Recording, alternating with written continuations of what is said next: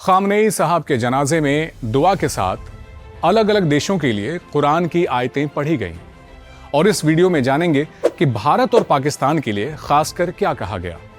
इसके लिए इस वीडियो को अंत तक जरूर देखिएगा।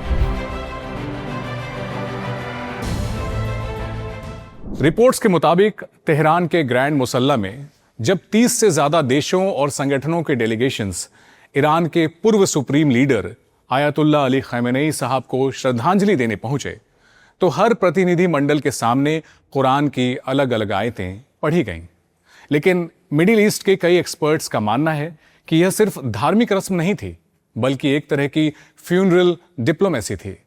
यानी कुरान की आयतों के जरिए दुनिया को कूटनीतिक संदेश देना था। सबसे पहले जानते हैं कि पाकिस्तान के लिए क्या कहा गया। पाकिस्तान के डेलीगेशन के सामने एक दुआ पढ़ी गई जिसका भाव था, मुझे इज्जत के साथ दाखिल कर और इज्जत के साथ बाहर निकाल।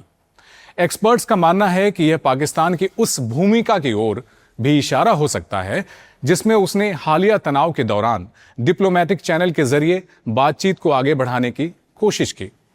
इसके बाद सबसे ज्यादा चर्चा सऊदी अरब की हुई। जब सऊदी अरब के उप विदेश मंत्री ताबूत के पास पहुंचे तब सूरह अल इमरान की आयत नंबर 13 पढ़ी गई। यह आयत बद्र की जंग का जिक्र करती है, जहां संख्या में कम सेना ने अल्लाह यानी कि ईश्वर की मदद से एक बड़ी सेना को हराया था। ध्यान देने वाली बात यह भी है कि यह बद्र की जंग आज के सऊदी अरब में ही लड़ी गई थी। इसी वजह से कई एनालिस्ट्स इसे सऊदी अरब के लिए एक सिंबॉलिक मैसेज मान रहे हैं। कुछ रिपोर्ट्स का दावा है कि हालिया युद्ध के दौरान सऊदी अरब ने खुलकर नहीं लेकिन अमेरिका के साथ तालमेल बनाए रखा था। इसी से जोड़कर इस आयत को देखा जा रहा है। और कई एक्सपर्ट्स का दावा है कि हर देश के हिसाब से अलग अलग आयतें चुनी गई थीं। रूस और चीन के लिए भी नेकी, तसल्ली और उम्मीद से जुड़ी आयतें पढ़ी गईं। कतर के लिए समर्थन और मध्यस्थता की सराहना वाला संदेश था, जबकि तुर्की के लिए कुर्बानी और संघर्ष वालों की प्रशंसा वाली आयत पढ़ी गई। ईरान ने अपने सहयोगियों के लिए संघर्ष जारी रखो, हिम्मत मत हारो का संदेश दिया।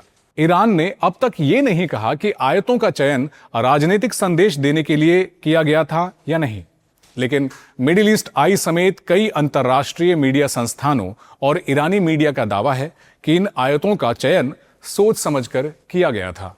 अभी तक हमने दुनिया के बाकी देशों की बात की, अब जानते हैं हमारे भारत के लिए क्या संदेश था। आइए समझते हैं। भारत के डेलीगेशन का नेतृत्व रिटायर्ड लेफ्टिनेंट जनरल सैयद अता हसनैन कर रहे थे। जब भारतीय प्रतिनिधि मंडल पहुंचा तो सूरह अल इमरान की 173वीं आयत पढ़ी गई। कुरान की इस आयत में लिखा है, वे लोग जिनसे कहा गया कि लोगों ने तुम्हारे खिलाफ बड़ी तैयारी कर ली है, इसलिए उनसे डरो, मगर इससे उनका ईमान और बढ़ गया और उन्होंने कहा, हमारे लिए अल्लाह यानी ईश्वर ही काफी है और वही सबसे बेहतरीन कार्य संरक्षक है। हस्बुनल्लाहु व निअमल वकील। इस आयत का भाव यह है, जब डर, मुश्किल या विरोध सामने हो तब घबराने के बजाय अल्लाह यानी ईश्वर पर भरोसा रखना चाहिए। सच्चा ईमान इंसान को हिम्मत देता है कि वह कहे, अल्लाह यानी ईश्वर मेरे लिए काफी है, वही मेरी मदद और हिफाजत करने वाला है। कई एक्सपर्ट्स इसे भारत के प्रति ईरान के फ्रेंडली जेस्चर्स के तौर पर देख रहे हैं, पर आप इस बारे में क्या सोचते हैं, हमें कमेंट्स में जरूर बताएं।